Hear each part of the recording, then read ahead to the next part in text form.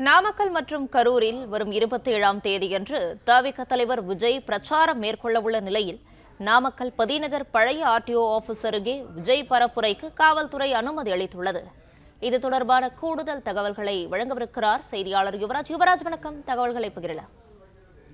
வணக்கம். தமிழக வெற்றிக் கழகத்தின் தலைவர் விஜய் வருகின்ற 27ஆம் தேதி நாமக்கல் மற்றும் கரூர் ஆகிய 2 மாவட்டங்களில் தன்னுடைய பரப்புரையை மேற்கொள்ள இருக்கின்றார்.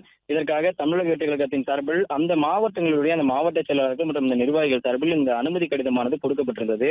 அந்த வகையில் பரப்புரைக்கு தேர்வு செய்யப்பட்டிருந்த அந்த 2 இடங்களுக்கும் முதலில் தமிழக வெற்றிக் கழகம் சார்பில் இந்த இடத்தில் அனுமதி கோரியிருந்த நிலையில் அந்த இடங்களுக்கு அனுமதியானது மறுக்கப்பட்டிருந்தது. தமிழக வெற்றிக் கழகத்தின் தலைவர் விஜய் பரப்புரை மேற்கொள்வதற்காக அந்த நாமக்கல் மாவட்டத்தில் பொய்யேரி சாலை, கரூரில் லைட் ஹவுஸ் கார்னர் ஆகிய 2 இடங்களில் பிரச்சாரம் செய்வதற்காக அந்த விண்ணப்பங்களானது அந்த கட்சி சார்பில் கோரப்பட்டிருந்தது. அந்த வகையில் தவிகவினர் விண்ணப்பித்த இந்த 2 இடங்களிலும் பிரச்சாரம் செய்வதற்கு காவல்துறையினர் அனுமதி மறுக்கப்பட்டிருப்பதாக தகவலானது வெளியாகி இருக்கின்றது. குறிப்பாக 4 மணி நேர பேச்சுவார்த்தைக்கு பின்பு தமிழக வெற்றிக் கழகத்தினர் விண்ணப்பித்த இடங்களில் பிரச்சாரம் செய்ய போலீசார் அனுமதி மறுக்கப்பட்டிருப்பதாக தெரிவிக்கப்பட்டிருக்கிறது. குறிப்பாக அந்த கரூரில் கோரப்பட்டிருந்த அந்த லைட் ஹவுஸ் கார்னர் பகுதியில் சனிக்கிழமை நாள் என்பதால் அந்த பகுதியில் பொதுமக்கள் அதிகமாக கூடக்கூடிய இடங்களும் வணிக ரீதியான அந்த இடங்கள் பாதிக்கும் என்பதாகவும், அதே போன்று இந்த காரணங்களுக்காக அந்த பகுதியானது மறுக்கப்பட்டிருந்ததாக தெரிவிக்கப்பட்டிருந்தது. அதே போன்று நாமக்கல்லில் பொய்யேரி சாலைக்கு பதிலாக எல்எம்ஆர் திரையரங்கம் பகுதியில் பரப்புரை மேற்கொள்வதற்காக காவல்துறை சார்பில் பரிந்துரை செய்யப்பட்டிருந்தது. அதே போன்று கரூரில் லைட் ஹவுஸ் கார்னர் பகுதிக்கு பதிலாக வேலுச்சாமிபுரத்தில் பரப்புரை மேற்கொள்வதற்காக காவல்துறை சார்பில் அந்த பரிந்துரையானது செய்யப்பட்டிருந்தது.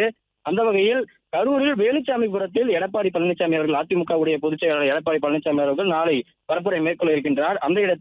அதே இடத்திலும் தமிழக வெற்றிக் கழகத்தினர் பிரச்சாரம் மேற்கொள்ளலாம் என்று அந்த ஒரு பரிந்துரையானது காவல்துறை சார்பில் கொடுக்கப்பட்டிருந்தது. தொடர்ந்து இந்த பரிந்துரை அனுமதி வழங்கக்கூடியதில் சிக்கல் நிலவி வந்திருக்கக்கூடிய நிலையில் தற்போது அந்த பழைய பேருந்து நிலையம் அருகே கரூரில் அந்த அனுமதியானது கொடுக்கப்பட்டிருக்கின்றது. தொடர்ந்து தமிழக வெற்றிக் கழகத்தினர் கேட்கக்கூடிய அந்த இடத்தில் காவல்துறையினர் அனுமதி கொடுப்பது தொடர்ந்து சிக்கலாகவே இருக்கக்கூடிய நிலையில் காவல்துறை பரிந்துரைக்கக்கூடிய இடத்தில் மட்டுமே இந்த அனுமதியானது மேற்கொள்வதற்காகவும், அதே போன்று அந்த இடத்திலேயே அனுமதி கொடுக்கப்படும் என்றும் திட்டவட்டமாக காவல்துறை சார்பில் தெரிவிக்கப்பட்டிருக்கின்றது.